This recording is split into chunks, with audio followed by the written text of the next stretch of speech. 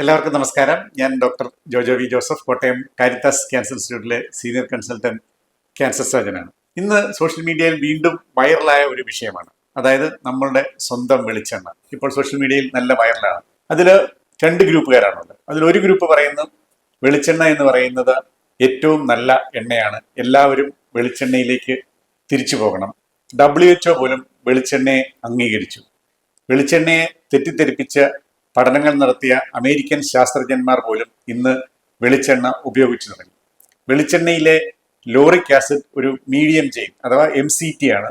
അതിനാൽ അത് വളരെ നല്ല എണ്ണയാണ്. അതുപോലെ തന്നെ ഏറ്റവും അങ്ങ് മുമ്പോട്ട് പോയി കഴിഞ്ഞു കഴിഞ്ഞാൽ നമ്മളുടെ വെളിച്ചെണ്ണയെക്കുറിച്ചുള്ള പഠനങ്ങളെല്ലാം സീഡ് ഓയിൽ കമ്പനികളും അല്ലെങ്കിൽ പഞ്ചസാര കമ്പനികളും സ്പോൺസർ ചെയ്തുണ്ടാക്കിയ തെറ്റിദ്ധാരണജനകമായ പഠനങ്ങളാണ്. അതുകൊണ്ട് നിങ്ങൾ അതൊന്നും വിശ്വസിക്കരുത്. അതുപോലെ തന്നെ ദിവസവും ഒരു സ്പൂൺ വെർജിൻ വെളിച്ചെണ്ണ നിങ്ങൾ കഴിച്ചു കഴിഞ്ഞു കഴിഞ്ഞാൽ നിങ്ങൾക്ക് ശരീരത്തിൽ വൈറൽ പനി പോലും വരില്ല. അതുപോലെ തന്നെ ക്യാൻസർ വരാതിരിക്കാനുള്ള ഏറ്റവും വലിയ ഒറ്റമൂലി ഇതാണ്. അതുപോലെ തന്നെ ഈ സീഡ് ഓയിൽ നിങ്ങൾ ഒരിക്കലും കഴിക്കരുത്. കാരണം ഇത്രയും നാൾ നിങ്ങൾ കഴിച്ചുകൊണ്ടിരുന്ന പല സീഡ് ഓയിലുകളാണ്. സീഡ് ഓയിൽ നിർത്തി, കാരണം അത് പല അപകടങ്ങളുണ്ടാക്കും, വെളിച്ചെണ്ണയിലേക്ക് തിരിച്ചു വരും എന്നാണ് ഒരു കൂട്ടർ പറയുന്നത്. എന്നാൽ വേറൊരു കൂട്ടർ ഇതെല്ലാം തെറ്റാണെന്ന് പറയുന്നു. അപ്പോൾ സ്വാഭാവികമായും സാധാരണക്കാരന് കൺഫ്യൂഷൻ ഉണ്ടാവാം. അപ്പം ഞാൻ ഇന്ന് ഒരു പക്ഷവും ചേരാതെ ഇതിനെക്കുറിച്ചുള്ള ശാസ്ത്രീയമായ വിവരങ്ങൾ മാത്രമാണ്, വെളിച്ചെണ്ണയുടെ പിന്നിലെ സയൻസ് ആണ് നിങ്ങൾക്ക് പറഞ്ഞു തരുന്നത്. നിങ്ങൾ തന്നെ തീരുമാനമെടുക്കുക. എല്ലാ പ്രാവശ്യത്തെയും പോലെ നമുക്ക് ബേസിക്കിൽ തുടങ്ങാം. നമുക്കൊരു കാര്യം മനസ്സിലാക്കുക, ഹൃദ്രോഗം, cancer, heart attack, hyper tension, diabetes തുടങ്ങിയവയെല്ലാം ഏതെങ്കിലും ഒരു കാരണങ്ങൾ കൊണ്ട് സംഭവിക്കുന്ന കാര്യങ്ങളില്ല. പല കാര്യങ്ങൾ ഒരുമിച്ച് സംഭവിക്കുമ്പോഴാണ് ഇത്തരം ജീവിതശൈലി രോഗങ്ങൾ ഉണ്ടാകുക. അതാണ് ഈ അസുഖങ്ങളുടെ എല്ലാം ഏറ്റവും ബേസിക്. ഇനി അടുത്ത ഭാഗം, അതായത് നമ്മളുടെ റൂം ടെമ്പറേച്ചറിൽ അല്ലെങ്കിൽ സാധാരണ അന്തരീക്ഷ ഊഷ്മാവിൽ ലിക്വിഡ് രൂപത്തിൽ അല്ലെങ്കിൽ ദ്രാവക രൂപത്തിലിരിക്കുന്ന കൊഴുപ്പിനെയാണ് നാം എണ്ണ എന്ന് വിളിക്കുന്നത്. ഈ എണ്ണ എന്ന് പറയുന്നത് പ്രധാനമായും ഫാറ്റി ആസിഡുകളാൽ നിർമ്മിതമാണ്. ഈ ഫാറ്റി ആസിഡുകൾ തന്നെ 3 വിധമാണ് വിവിധ തരം എണ്ണയിൽ വിവിധ പ്രപ്പോർഷനിൽ അടങ്ങിയിരിക്കുന്നത്. അതിൽ ഒന്നാണ് സാച്ചുറേറ്റഡ് ഫാറ്റി ആസിഡ്. അതായത് ഇതിൻ്റെ അകത്ത് സയൻസ് ആണ്. കാർബൺ ബോണ്ട് റിയാക്ട് ചെയ്യത്തില്ല, സ്റ്റേബിൾ ആണ്, എത്ര ടെമ്പറേച്ചർ വേണമെങ്കിലും ചൂടാക്കാം. അതാണ് സാച്ചുറേറ്റഡ് ഫാറ്റി ആസിഡിന്റെ പ്രത്യേകത. പിന്നെയുള്ളത് അൺസാച്ചുറേറ്റഡ് ഫാറ്റി ആസിഡ്. അൺസാച്ചുറേറ്റഡ് പറഞ്ഞാൽ കാർബൺ ബോണ്ട് റിയാക്ഷന് പ്രൊവിഷൻ ഉണ്ട്, അപ്പോൾ അത് കംപ്ലീറ്റ്ലി സാച്ചുറേറ്റഡ് അല്ല. അപ്പോൾ അത് മോണോ അൺസാച്ചുറേറ്റഡ്, അതായത് ഒരു കാർബൺ ബോണ്ട് മാത്രം സാച്ചുറേറ്റഡ് അല്ലാതിരിക്കുന്നതും. പിന്നെയുള്ളത് പോളി അൺസാച്ചുറേറ്റഡ് ഫാറ്റി ആസിഡ്. അതിനെ മോണോ അൺസാച്ചുറേറ്റഡിനെ നമ്മൾ MUFA എന്ന് ഷോർട്ട് ഫോമിലും പോളി അൺസാച്ചുറേറ്റഡ് ഫാറ്റി ആസിഡിനെ PUFA എന്നുമാണ് നമ്മൾ പറയുന്നത്, PUFA. അങ്ങനെയാണ് നമ്മൾ ഇനി പറയാൻ പോകുന്നത്. ഈ PUFA എന്ന് പറയുമ്പോൾ വേറെ ഇപ്പോൾ ഫോറിൻ സാധനമൊന്നുമല്ല, നമ്മൾ എന്നും നിങ്ങൾ കേൾക്കുന്ന omega-3, omega-6, DHA, ALA എന്നൊക്കെ പറഞ്ഞ് കേൾക്കുന്നില്ല, നിങ്ങൾ സ്ഥിരം കഴിക്കണം. അതാണ് ഈ PUFA എന്ന് പറഞ്ഞാൽ. അതൊരു ഫാറ്റി ആസിഡാണ്. ഇതാണ് ബേസിക്. ഇനി വേറൊരു കാര്യം കൂടി ഉണ്ട്, അതായത് നമ്മൾ ഭക്ഷണത്തിൽ കൂടി ഫാറ്റ് അഥവാ എണ്ണ കഴിക്കുന്നതെന്ന് വിചാരിക്കുക. അപ്പൊ ഈ ഭക്ഷണത്തിൽ കൂടി ഈ സാച്ചുറേറ്റഡ് ഫാറ്റ്, അതായത് കാർബൺ ബോണ്ട് സ്റ്റേബിൾ ആയിട്ടുള്ള ലോങ് ചെയിൻ ഫാറ്റി ആസിഡ് ആയിട്ടുള്ള സാച്ചുറേറ്റഡ് ഫാറ്റ് നമ്മുടെ ശരീരത്തിൽ ഭക്ഷണത്തിൽ കൂടി അകത്തേക്ക് ചെന്നാൽ അത് നമ്മളുടെ ശരീരത്തിലെ LDL കൊളസ്ട്രോൾ, അത് നമുക്ക് ചീത്ത കൊളസ്ട്രോൾ ആണെന്ന് നമുക്കറിയാമല്ലോ, അത് കൂട്ടും. അത് നമുക്ക് ഹൃദ്രോഗ സാധ്യത, hypertension, diabetes, fatty liver എന്നിവയ്ക്കെല്ലാം കാരണമാകും. അത് നമ്മുടെ WHO-യും AHA അതായത് American Heart Association, European Society of Cardiology ഒക്കെ അംഗീകരിച്ച ഒരു കാര്യമാണ്. അതിന് ഇന്നും അതുപോലെ തന്നെയാണ് ഇരിക്കുന്നത്, അതിന് യാതൊരു വ്യത്യാസവും വന്നിട്ടില്ല. അതുപോലെ തന്നെ ഈ കൊഴുപ്പിൽ കൂടി PUFA എന്നിവ കഴിക്കുന്നത് നമ്മുടെ ഹൃദയാരോഗ്യത്തിനും മറ്റ് നമ്മുടെ ജനറൽ ഹെൽത്തിനും നല്ലതുമാണ്. ഇതൊരു ബേസിക് ഫാക്റ്റാണ്. ഇനി അതിന് യാതൊരുവിധ ചേഞ്ച് വന്നിട്ടില്ല. ഒരു ചേഞ്ച് വന്നിട്ടുള്ളത് എന്താണെന്ന് വെച്ച് കഴിഞ്ഞാൽ ഡയറ്ററി കൊളസ്ട്രോൾ, അതായത് കൊളസ്ട്രോൾ ഭക്ഷണത്തിലൂടെ നമ്മുടെ ശരീരത്തിനകത്തേക്ക് ചെന്ന് കഴിഞ്ഞാൽ നോർമൽ ആരോഗ്യമുള്ള ഒരാൾക്ക് അത് സിറം കൊളസ്ട്രോൾ, രക്തത്തിലെ കൊളസ്ട്രോളുമായി കാര്യമായ ബന്ധമൊന്നുമില്ല. നേരത്തെ കൊളസ്ട്രോൾ കഴിച്ചാൽ കൊളസ്ട്രോൾ കൂടുമെന്നായിരുന്നു നമ്മൾ ധരിച്ചിരുന്നത്. ആ ഒരു വ്യത്യാസം വന്നിട്ടുണ്ട്. അതാണ് ഇപ്പോഴത്തെ കറണ്ട് റെക്കമെൻഡേഷൻ. ഇവിടെ ഒരു കാര്യം കൂടി പ്രത്യേകം ഓർക്കുക, നോർമൽ ആരോഗ്യമുള്ളവരാണ്. അതേസമയം നിങ്ങൾ ഹൈപ്പർടെൻസീവ് ആണ്, കൊളസ്ട്രോൾ കൂടുതലുള്ള ആളാണ്, അങ്ങനെയുള്ള ആൾക്കാർക്ക് ഈ പറഞ്ഞ പോലെ ഡയറ്ററി കൊളസ്ട്രോളിന് അവരുടെ സിറം കൊളസ്ട്രോളിൽ ഒരു ഇമ്പാക്ട് ഉണ്ടാക്കാനും കഴിയും. ഇത്രയും ബേസിക് കാര്യങ്ങൾ മനസ്സിലാക്കിയാൽ ഇനിയുള്ള കാര്യങ്ങൾ നിങ്ങൾക്ക് വളരെ ഈസി ആയിട്ട് പിടിക്കും. ഇനി നമുക്ക് വെളിച്ചെണ്ണ, അതായത് ദ്രാവക രൂപത്തിലുള്ള കൊഴുപ്പിന്റെ ഘടന എന്താണ് എന്ന് നമുക്ക് മനസ്സിലാക്കാം. ഇത് നമ്മൾ കെമിക്കലി അനലൈസ് ചെയ്യുമ്പോഴേക്കും ഈ വെളിച്ചെണ്ണയിൽ ഏതാണ്ട് 82 മുതൽ 92% വരെ ലോങ് ചെയിൻ ഫാറ്റി ആസിഡ് അഥവാ സാച്ചുറേറ്റഡ് ഫാറ്റി ആസിഡും ബാക്കി വരുന്ന 10 മുതൽ 12% വരെയോളം പൂഫ, മൂഫ എന്നിവയുമാണ് അടങ്ങിയിരിക്കുന്നത്. ഈ സാച്ചുറേറ്റഡ് ഫാറ്റ് തന്നെയാണെങ്കിൽ തന്നെ അതിലും വിവിധ രീതിയിലുള്ള നിങ്ങളിപ്പോൾ സ്ക്രീനിൽ കാണുന്നത് പോലെയുള്ള വിവിധ കണ്ടന്റുകൾ അതിൽ അടങ്ങിയിട്ടുണ്ട്. അത് നിങ്ങൾക്ക് ഞാനൊന്ന് വായിക്കാൻ എളുപ്പത്തിന് വേണ്ടി ഒന്ന് പറഞ്ഞുതരാം. ഈ ലോങ് ചെയിൻ ഫാറ്റി ആസിഡ്, അതായത് സാച്ചുറേറ്റഡ് ഫാറ്റി ആസിഡിൽ 45% നമ്മുടെ ലോറിക് ആസിഡ് വരുന്നത്. ബാക്കി myristic acid, palmitic acid, caprylic acid, capric acid, stearic acid, oleic acid, linoleic acid, ഇത്രയാണ് ഇതിന്റെ ഒരു ജനറലൈസ്ഡ് കണ്ടന്റ് ആയിട്ട് നമുക്ക് കരുതാവുന്നത്. വെളിച്ചെണ്ണയുടെ സ്ട്രക്ചറും കെമിക്കൽ സ്ട്രക്ചറും മനസ്സിലായ സ്ഥിതിക്ക് നമുക്കിനി ഈ പറയുന്ന ഞാൻ നേരത്തെ പറഞ്ഞ ഓരോ ക്ലെയിമുകളും നമുക്കൊന്ന് അനലൈസ് നോക്കാം. ഏറ്റവും ആദ്യത്തെ ക്ലെയിം ആണ് വെളിച്ചെണ്ണയിൽ കൂടുതലുള്ളത് മീഡിയം ചെയിൻ ഫാറ്റി ആസിഡ് ആണ്, അതുകൊണ്ട് അത് ഹെൽത്തിയാണ്. ശരിയാണ്. നമ്മൾ നേരത്തെ പറഞ്ഞ ഈ വെളിച്ചെണ്ണയിലെ സാച്ചുറേറ്റഡ് ഫാറ്റിന്റെ 45% വരുന്നത് ലോറിക് ആസിഡ് എന്ന് പറഞ്ഞ ഒരു മീഡിയം ചെയിൻ ഫാറ്റി ആസിഡ് ആണ്.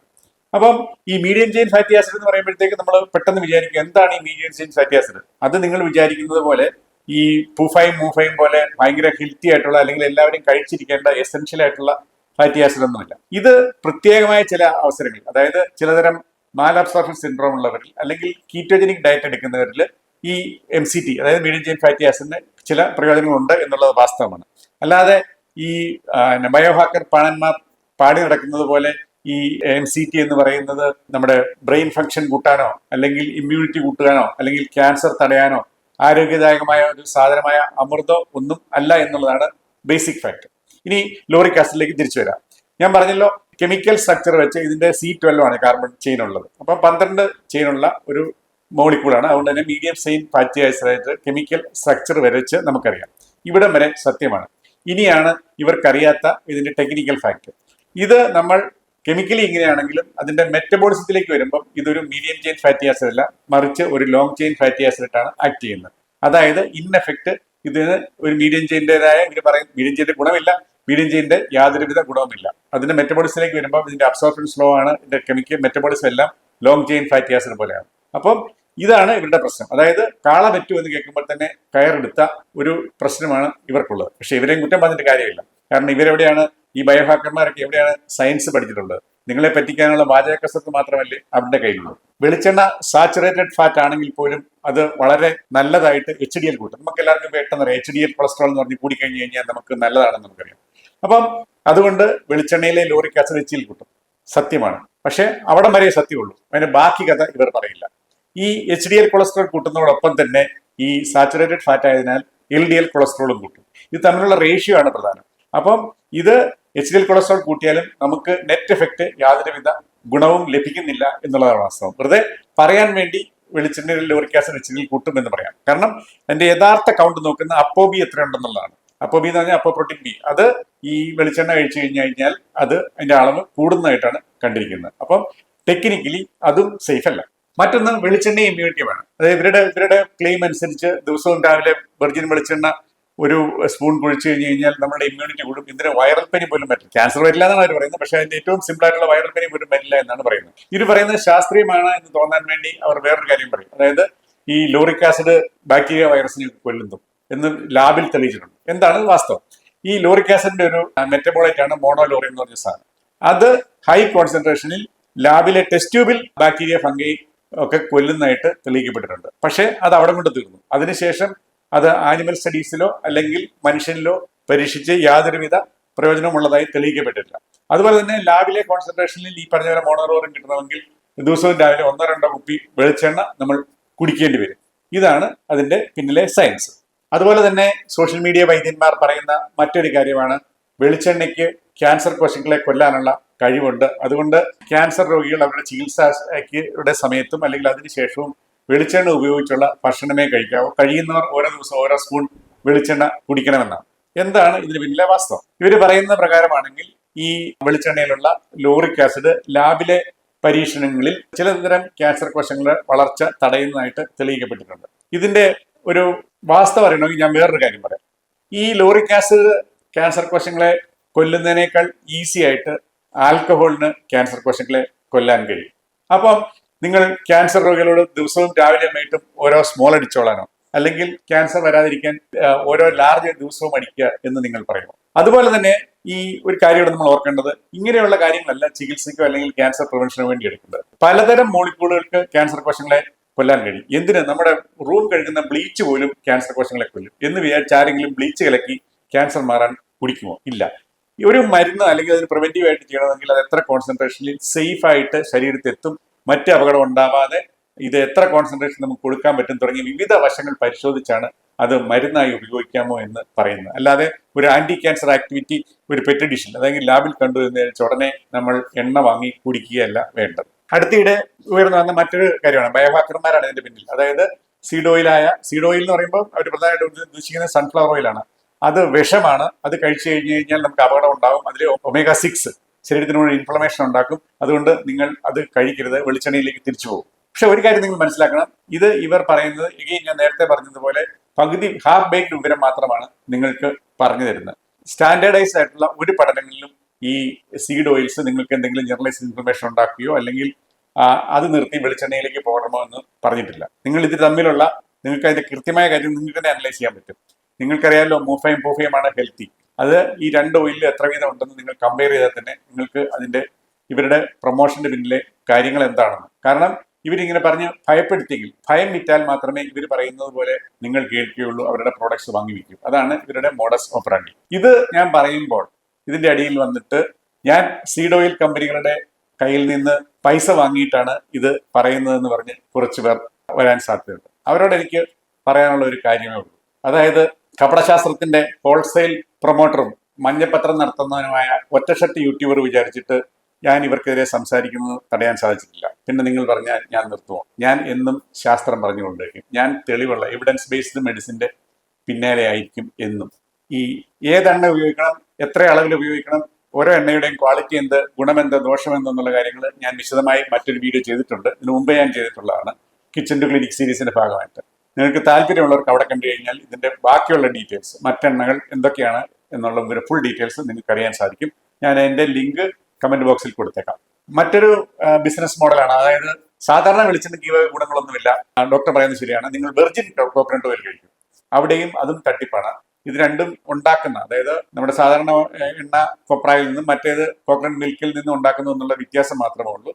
അതിനകത്ത് ഫോർ നെയിം സേക്ക് പറയുകയാണെങ്കിൽ കുറച്ച് പോളിഫിനോൾസ് പോലെയുള്ള ചില ആന്റി ഓക്സിഡൻസ് കൂടുതലുണ്ട്. പക്ഷേ അതൊന്നും ക്ലിനിക്കലി സിഗ്നിഫിക്കന്റ് ആയിട്ടോ അല്ലെങ്കിൽ ഡ്രമാറ്റിക് ആയിട്ടോ എന്തെങ്കിലും ചേഞ്ച് വരുത്താൻ മാത്രമുള്ള യാതൊരുവിധ അളവിലും ഇല്ല എന്നുള്ളതാണ് സയൻസും വാസ്തവവും. ഇനി ഏറ്റവും കോൺട്രവേഴ്സ്യൽ ഭാഗം, അതായത് വെളിച്ചെണ്ണയെ കുറിച്ചുള്ള പഠനങ്ങൾ മുഴുവൻ ഷുഗർ കമ്പനികൾ സ്പോൺസേർഡ് ആണ്, അത് നിങ്ങൾ ആരും വിശ്വസിക്കരുത് എന്ന് പറഞ്ഞ് ചില യൂട്യൂബ് ക്ലിപ്സും അല്ലെങ്കിൽ ഗൂഗിൾ സെർച്ചിന്റെ സ്ക്രീൻഷോട്ട് നോക്കിയിട്ട് നിങ്ങളുടെ അടുത്ത് ആൾക്കാർ എത്തുന്നുണ്ടാവും.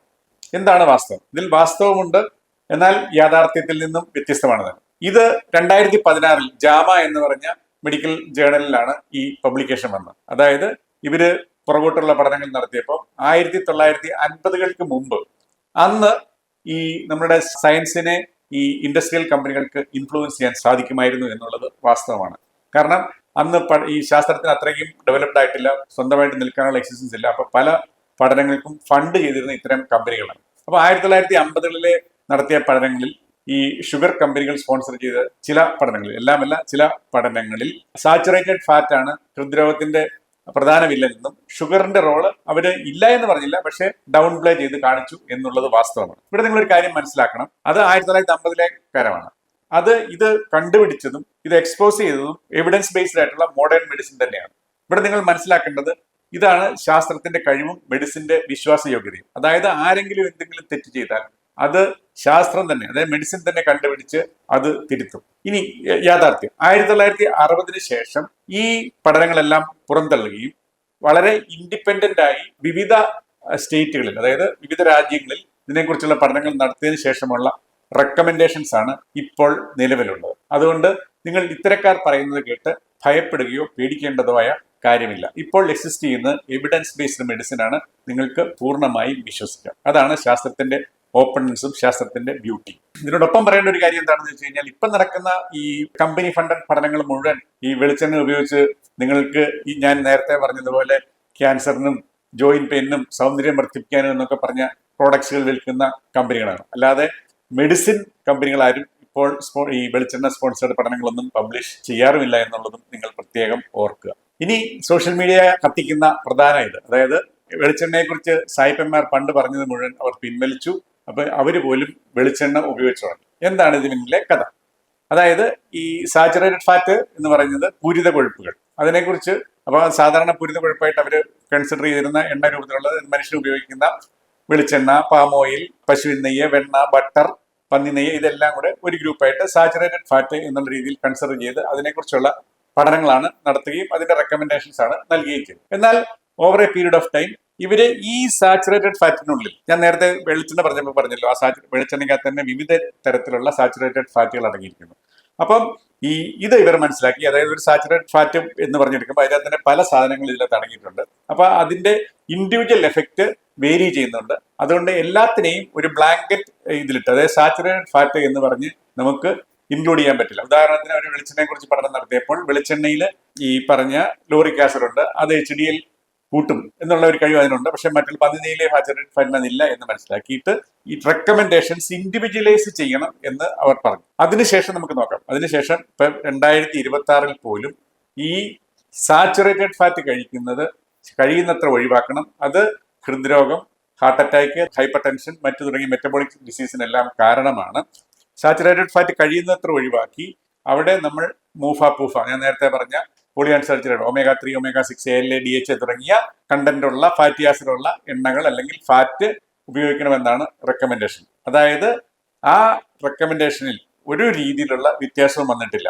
ആകെ കൂടിയുള്ള വ്യത്യാസം വന്ന് ഇൻഡിവിജ്വലൈസ്ഡ് ആയിട്ട് ചെയ്യണം. അല്ലാതെ സാച്ചുറേറ്റഡ് ഫാറ്റിനെ കുറിച്ചോ വെളിച്ചെണ്ണയെ കുറിച്ചോ നേരത്തെ നൽകിയ റെക്കമെൻഡേഷൻസ് തന്നെയാണ് ഇപ്പോഴും ശാസ്ത്രീയമായി നിലനിൽക്കുന്നത്. 2026 നിലനിൽക്കുന്നത്. അതിന്റെ പഠനങ്ങളും റിപ്പോർട്ടുകളുമാണ് ഞാൻ ഇടയ്ക്കിടയ്ക്ക് സ്ക്രീനിൽ കാണിച്ചുകൊണ്ടിരിക്കുന്നത്. എന്നാൽ ഞാൻ നേരത്തെ പറഞ്ഞതുപോലെ നമ്മളുടെ ഡയറ്ററി കൊളസ്ട്രോളിനെയാണ് ചേഞ്ച് വരുത്തിയിട്ടുള്ളത്. അത് ഈ സാച്ചുറേറ്റഡ് ഫാറ്റുമായി പലരും തെറ്റിദ്ധരിക്കുകയും റെക്കമെൻഡേഷൻ മാറ്റി എന്ന് പറയുകയുമാണ് ചെയ്യുന്നത്. നിങ്ങൾ ഒരിക്കലും അത് വിശ്വസിക്കരുത്. എപ്പോഴും വേണമെങ്കിലും നിങ്ങളുടെ ഫോൺ എടുത്ത് നിങ്ങൾ ഒന്ന് ഗൂഗിൾ ചെയ്ത് നോക്കിയാൽ നിങ്ങൾക്ക് കൃത്യമായ റെക്കമെൻഡേഷൻ എന്താണെന്ന് നമുക്ക് മനസ്സിലാക്കാൻ സാധിക്കും. ഇതെല്ലാം കേട്ട് കഴിയുമ്പോൾ ഒരു ചോദ്യം നിങ്ങളുടെ മനസ്സിൽ ഉണ്ടാവാൻ സാധ്യതയുണ്ട്. അപ്പം വെളിച്ചെണ്ണ ഒരു തുള്ളി പോലും ഉപയോഗിക്കരുതെന്നാണോ ഡോക്ടർ പറയുന്നത്? ഒരു കാര്യം മനസ്സിലാക്കുക, നമ്മളുടെ ഹാർട്ട് അറ്റാക്ക് അല്ലെങ്കിൽ ജീവിതശൈലി രോഗങ്ങൾ വരുന്നത് ഈ എണ്ണ അല്ലെങ്കിൽ ഫാറ്റ് കഴിക്കുന്നത് കൊണ്ട് മാത്രമല്ല, മൾട്ടി ഫാക്ടോറിയലാണ്. ഞാൻ നേരത്തെ പറഞ്ഞു. നമ്മളുടെ വ്യായാമം, നമ്മളുടെ റിഫൈൻഡ്, അതായത് മറ്റ് ഡയറ്റുകൾ, അതായത് റിഫൈൻഡ് കാർ, പ്രോസസ്ഡ് മീറ്റ്, അങ്ങനെ ഒത്തിരി മൾട്ടി ഫാക്ടോറിയൽ. പിന്നെ നമ്മളുടെ ഉറക്കം, സ്ട്രെസ്, മൾട്ടി ഫാക്ടോറിയലാണ്. അപ്പൊ അതിലൊരു ഭാഗം മാത്രമാണ് നമ്മൾ കഴിക്കുന്ന ഫാറ്റ് എന്ന് പറയുന്നത്. അപ്പം ഒരു കണക്ക് പറയുകയാണെങ്കിൽ നമ്മളുടെ ഒരു ഡെയിലി ഇൻടേക്ക് എന്ന് പറഞ്ഞു കഴിഞ്ഞാൽ ഒരു 22 തൊട്ട് മാക്സിമം 22 വരെ, മാക്സിമം 30 ഗ്രാം വരെ സാച്ചുറേറ്റഡ് ഫാറ്റ് നമുക്ക് കഴിക്കാം. അപ്പൊ നമ്മൾ 2 സ്പൂൺ വെളിച്ചെണ്ണ ഉപയോഗിച്ച് കഴിഞ്ഞാൽ പിന്നെ നമുക്ക് സാച്ചുറേറ്റഡ് ഫാറ്റിന്റെ ഉപയോഗം നമുക്ക് പിന്നെ വരുന്ന സർപ്ലസ് ആണ്. അപ്പൊ നമുക്ക് ടേസ്റ്റ് ഉള്ള മറ്റ് ഭക്ഷണങ്ങൾ നമുക്ക് ഉപയോഗിക്കാൻ ബുദ്ധിമുട്ടുണ്ടാകും. ഇതാണ് വാസ്തവം. പിന്നെ നമുക്ക് ചെയ്യാൻ സാധിക്കുന്നത് ഏറ്റവും നല്ല ഹെൽത്തി ആയിട്ടുള്ള ഓപ്ഷൻ എന്ന് പറയുന്നത് കഴിയുന്നത്ര ഈ സാച്ചുറേറ്റഡ് ഫാറ്റ് ലിമിറ്റ് ചെയ്യുക, എണ്ണയുടെ ഉപയോഗം കുറയ്ക്കുക, പല പല എണ്ണകൾ മാറി മാറി ഉപയോഗിക്കുക, ഒരെണ്ണ തന്നെ ഉപയോഗിക്കുക. ഇനി ഇത്രയും കേട്ടതിന് ശേഷം എനിക്ക് നിങ്ങളോടൊരു ചോദ്യമുണ്ട്. എന്താണ് വെളിച്ചെണ്ണയെ കുറിച്ചുള്ള നിങ്ങളുടെ അഭിപ്രായം? കമന്റ് ചെയ്യുക.